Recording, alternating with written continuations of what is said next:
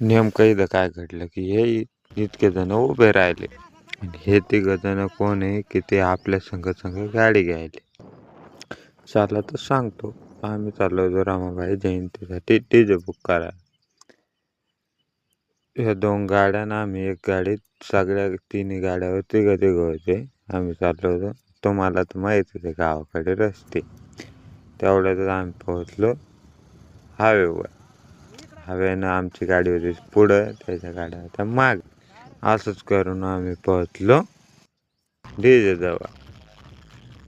DJ गिजे पाहिला. DJ मस्त वाजत होता. 2-4 गाणे डीजेवर ऐकले आणि डीजे बुक करून